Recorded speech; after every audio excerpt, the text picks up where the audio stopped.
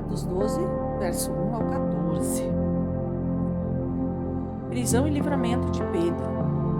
E por aquele mesmo tempo, o rei Herodes estendeu as mãos sobre alguns da igreja para os maltratar.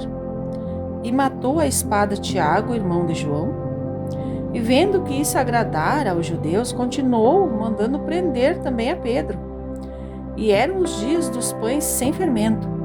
E havendo-o prendido, encerrou na prisão, entregando-o a 4 quaternos de soldados, para que o guardassem, querendo apresentá-lo ao povo depois da Páscoa.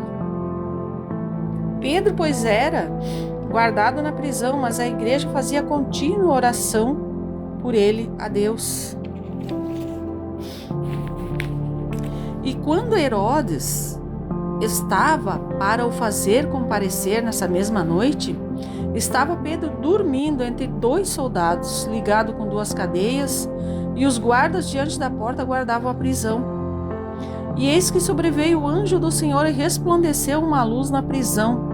Então, tocando a Pedro na ilharga, o despertou, dizendo: levanta-te depressa. E caíram-lhe das mãos as cadeias. E disse-lhe o anjo: veste-te e põe as tuas sandálias. E ele assim o fez. Disse-lhe mais: lança às costas a tua capa e segue-me. E saindo o seguia, e não sabia que era real o que estava sendo feito pelo anjo, mas pensava que via alguma visão.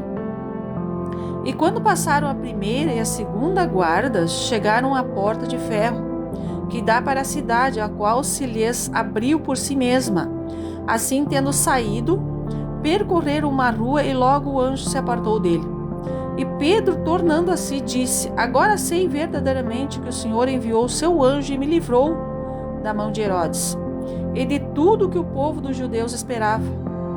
E considerando ele nisto, foi à casa de Maria, mãe de João, que tinha por sobrenome Marcos, onde muitos estavam reunidos e oravam. E batendo Pedro à porta do pátio, uma menina chamada Rode saiu a escutar. E conhecendo a voz de Pedro, de gozo não abriu a porta, mas correndo para dentro, anunciou que Pedro estava à porta.